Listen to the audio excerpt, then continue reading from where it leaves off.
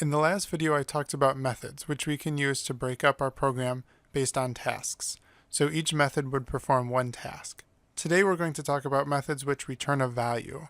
So the task is going to be a calculation and we'll have an answer to report back when we're done. You can see this simple program here where we're talking about 3 circles. We have 3 different radiuses. The first one we get from the user, the next 2 I just type the values into the program. That's called hard coding them, just to avoid having to type in 3 numbers every time we run the program. And then down below I calculate the area of all 3 circles. So the radius squared times pi is just radius times math.pi is a constant that's built into Java for us to use.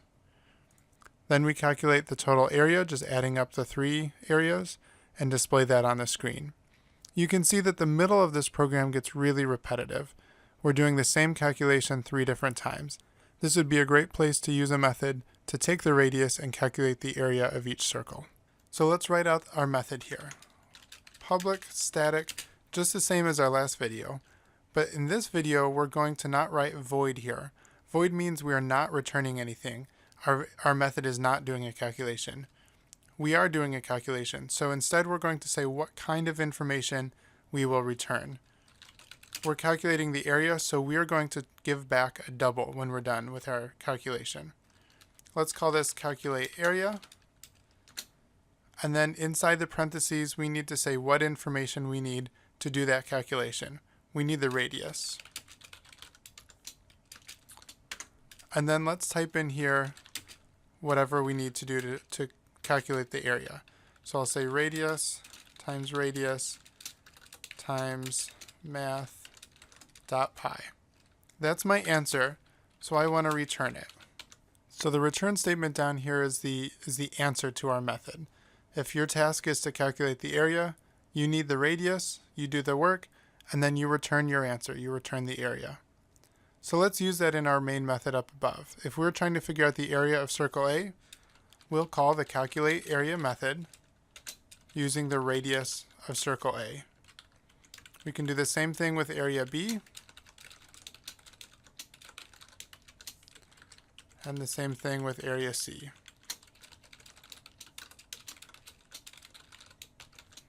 Great, so we've now really quickly calculated the area of all 3 circles. What if our method needs a few pieces of information to do its task?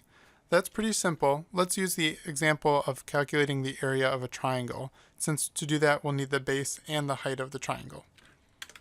Just like with area of the circle, we'll write public static. We'll do that for all of our methods right now. Also, this will be an area, so it'll be a double. And then we'll say calculate, let's call it triangle area to differentiate it. To do this, like I said, we'll need the base and the height. And so we just write those 2 numbers, double base, and we put a comma in between them. And we have to repeat double, so we have to explicitly say what kind of information is the base, what kind of information is the height, and just put a comma between them. After that, let's write the open brace and do the calculation. So double area equals 1/2 times base times height, and return that area. One thing to note is that I typed in 0.5 for 1/2. If I typed in this, I would get the wrong answer. I'd actually get 0 as my answer no matter what the information was. And I'll ask you to think about that and try to figure out why that is. But I'll switch this back to 1/2 so it works. Another thing I can do is instead of storing this in a variable and returning the variable, I can actually just return that calculation. And so this saves me just one line here, but instead of creating a new variable, I just return and then list this calculation afterwards, and that works perfectly well also. So I can have multiple parameters. I can have base and height as parameters. You'll note I can only return one thing. I can't put a comma in here and return more than one thing. We'll see later a little bit of a way to get around that. But for right now, we can only return one number or one answer of some kind. The other thing to note here is that our calculate area was a very good name when we were just working with circles. Now that we're working with triangles as well, we really need to give this a better name so that we know that this is for circles. So I'm going to call it calculate circle area. And I'll just copy and paste that to change it up above. Great. So we're calculating the area of 3 circles. Let's just print out the triangle area is. And instead of having a variable, I'm going to just type the method right in here. Calculate triangle area. And let's do a triangle that has a base of 3 and a height of 5. So what this will do is call the method with a base of 3, a height of 5. It'll figure out what the answer is, and that answer will be a double, so it'll just get inserted right where the %f is there. So this doesn't necessarily have to be a variable. It can actually be a method call that returns the appropriate type of information. So it's supposed to get a double, and this method returns a double. Let's run our program and just make sure it's working. So sure enough, the triangle area is 7.5. That works perfectly. Now let's add one more method to our program. Let's get input from the user in a method.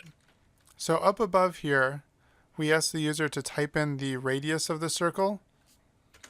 Let's put that in a method so that that task, which has a few lines of code, gets all put together. So we're going to, again, public static. The radius is a double, so it'll return a double. And I'm going to call it input radius. Now, what information do I need to get something from the user? I don't need information like a number. What I actually need in this case is a scanner to do my job. So I'm going to say scanner keyboard as the parameter. That's what I need to do my job of inputting the radius. And I'll display a prompt.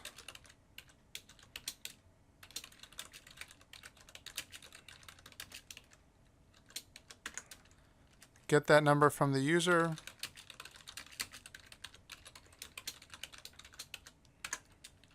And then return my answer. Great. And now instead of writing all this code up here, we are going to say radius A equals input radius.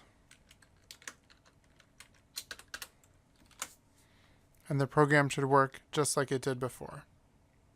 Oh, except I need to give it a scanner. So it said to do its job, it needs a scanner. That means I've created the scanner up here. I need to give it to the input radius method. Okay, last method that we're going to write as part of this video.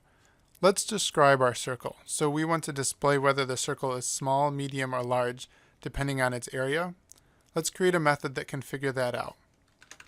So again, this will be public static. This time it'll be a string. It'll be the words small, medium, or large. So I'll say string, and we'll say describe circle size. And the input this needs is the area. We'll need to do this with an if statement. So let's say if our area is under 10, we'll return small. Else if the area is under 100, we'll return medium. Otherwise,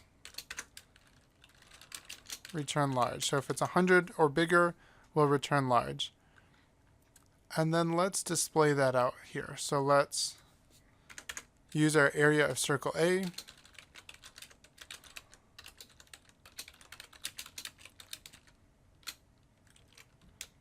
%s for the string. I'll put a period there and a new line.